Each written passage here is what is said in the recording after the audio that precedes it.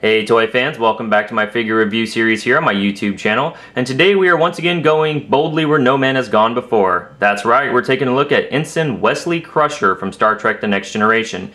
This particular Wesley figure was released sometime around 2006, I can't remember the exact date.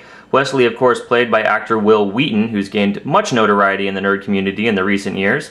And here this figure was sculpted to look like a Season 4 appearance. Wesley didn't actually wear this uniform until around Season 4 of the show, which wasn't long before he actually left the show.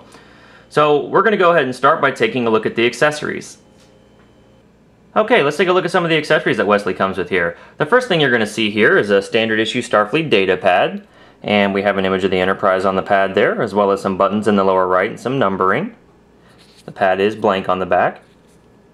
And the next item here that Wesley comes with is a standard issue Starfleet tricorder. So just like Worf and Geordi before him, this tricorder is show accurate and sculpted with great detail and actually has some really nice paint detail on there, so it does look like a tricorder you would see from the show.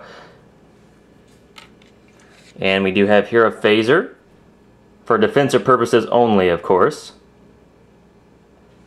And we have a Starfleet issue duffel bag here. An appropriate accessory for Wesley, as he did leave the show during the early part of the 4th season there. And then let's look at the detail actually here on the Wesley figure. So as I bring him up here, you're going to see his likeness to Wil Wheaton isn't really that strong, and that's kind of one of my disappointments about this figure. I mean, it certainly looks like a young ensign level character from Star Trek The Next Generation. It just doesn't have a strong resemblance to Wil Wheaton, so they could have done better there. Also, you'll notice on my figure that the paint there is a bit splotchy, especially on the forehead and a little bit around the eyes, and that's how he came out of the box, so I don't know if it was a rush job or if this is standard along the line, but also kind of a minor gripe I have about the figure there. But then as we go down here, he does have that standard issue Starfleet uniform with the sculpted comm badge, just like Worf and Geordi before him. Alright, let's go ahead and take a look at the articulation on this Wesley figure here. To start with, he does have a head that spins 360 degrees there. He does look down about that far and up about that far, not too far. But he does have a head pivoting joint there, so you can get some dynamic head poses out of him. He does have a shoulder that spins 360 degrees here, as well as an arm that bends out that far. He's got an upper bicep swivel that turns 360 degrees, as well as a single jointed elbow there, and a wrist rotation. And he's got the same articulation on the other arm here. He does have a waist swivel that moves 360 degrees. Now my Wesley's a little tight here, so I don't want to spin him all the way around, but he will spin 360 degrees. And it's got that same classic hip joint that Worf and Geordi had before, where his leg will move out that far. And then when you return it to standing position there, that's about as far back as it's going to go.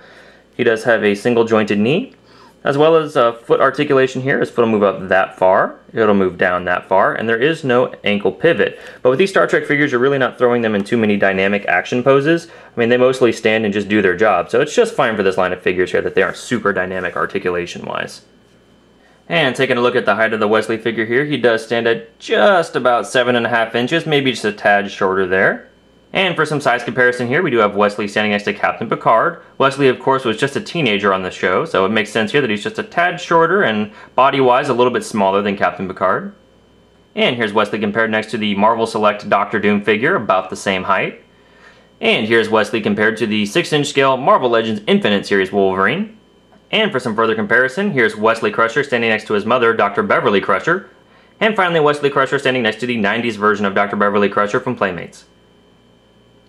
Alright, well there you have it, toy fans. That's my review of Star Trek The Next Generation Season 4 Wesley Crusher from Art Asylum and Diamond Select.